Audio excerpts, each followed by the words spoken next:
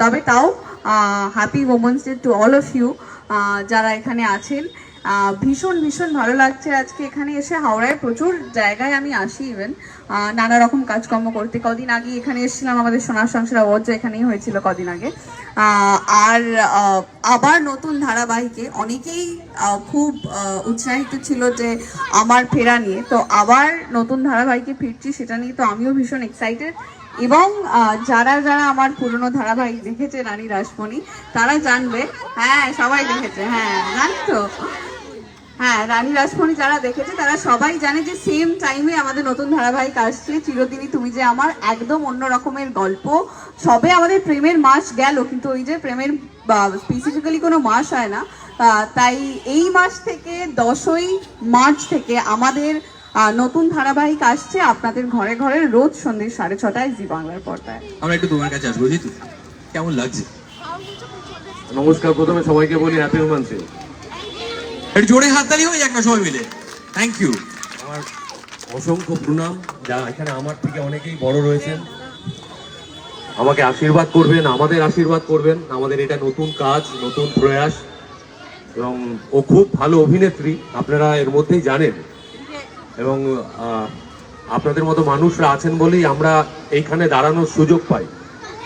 আপনারা না থাকলে আমরা জিরো। সেই ফেসবুকে প্রচুর ছবি পোস্ট করলেও বা হাজার হাজার ফলোয়ার্স হলেও আমাদের আলটিমেট পেছনে সংখ্যাটা থাকবে জিরো। আপনারা যদি কারণ এই জায়গাটা বেছে নেওয়ার কারণটাই হচ্ছে এই জায়গায় প্রচুর আমাদের যারা মানে শুভাকাঙ্ক্ষী তারা রয়েছে। আমি জিজ্ঞেস করেছিলাম হঠাৎ এই জায়গাটাই কেন তোমরা বেছে নিলে, বলে তোমাদের প্রচুর শুভাকাঙ্ক্ষী রয়েছে এবং প্রচুর বয়োজ্যেষ্ঠা রয়েছেন যারা তোমাদের আশীর্বাদ দিতে পারেন। এবার আমরা আশীর্বাদ পাবো কি আগে আপনারা একটু জোর গলায়, একটু জোরে, একটু জোরে, একটু হাত উঠুক না, এই দিক থেকে একটু হাত উঠুক, পিছন দিক থেকে একটু হাত উঠুক, সবাই মিলে। Thank you. আমার আরেকটা আনন্দ লাগছে, যারা মানে আমার থেকেও হাঁটুর বয়সী তারা জোর হাত তুলে বলছে হ্যাঁ আমার আশীর্বাদ পাবে। Thank you very much. তো আমাদের কাজ আর কি এই সোমবার থেকে সন্ধ্যে 6:30টার সময় জি বাংলার পর্দায় প্রতিদিন দেখতে পারবেন।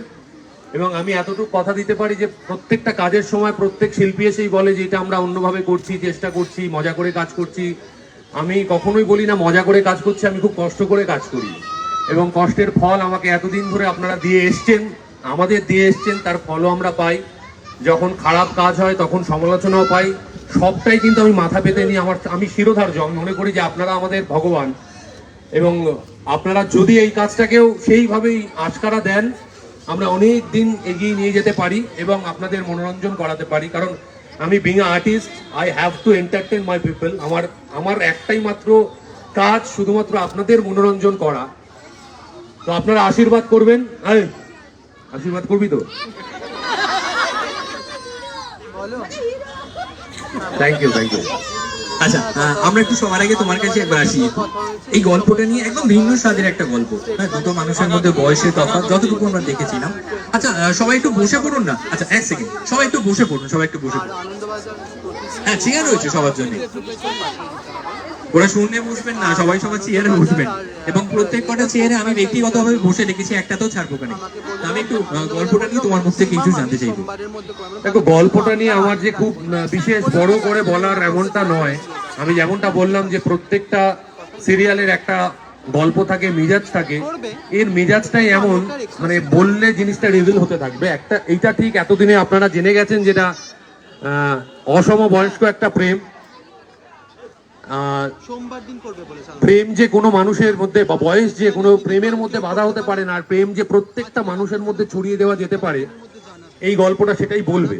আচ্ছা, বাকিটা ও একটু বলুক, ওর অভিজ্ঞতা বলুক, ওর চরিত্র নিয়ে বলুক। আমি গল্প নিয়ে খুব একটা বড় করে বলতে মানে আমি পারবো না, আমার সাহস নেই অতটা। আমরা চোখ রাখবো, ডেফিনেটলি চোখ রাখবো। ওকে, আমরা আসি তোমার কাছে, তুমি কিছু বলো। আমার চরিত্রটা দেখেই বোঝা যাচ্ছে, প্রথমেই ও বলে দিল অসমবয়সী একটা প্রেম। এবার বিষয়টা হচ্ছে আমি আমার মা বাবার অনেকটা বয়সের ডিফারেন্স দেখেছি, তো আমার চোখের সামনে এরকম একটা কাপলকে আমি দেখেছি। তো সেটা আমার কাছে একদম মানে লাইফ এক্সপিরিয়েন্স আর কি আমি বলতে পারি। আমার চরিত্রটা একদমই হচ্ছে যেরকম আমি বাবলি সেরকমই, প্রচণ্ড মিষ্টি একজন মেয়ে, এবং একটা মধ্যবিত্ত ফ্যামিলির মেয়ে, কলকাতার মেয়ে, এবং তার সাথে তার কোনো একটা কপালের ফেরে এই মানুষটির সাথে দেখা হয়। এবং কপালের ফেরটা কেন বললাম সেটা জানতে হলে তো 6:30 থেকে দেখতে হবে। রোজ 6:30 জি বাংলার পর্দায় আমাদের সিরিয়াল আপনাদেরকে দেখতে হবে, তাহলে জানতে পারবেন কেন আমি বললাম কপালের ফের।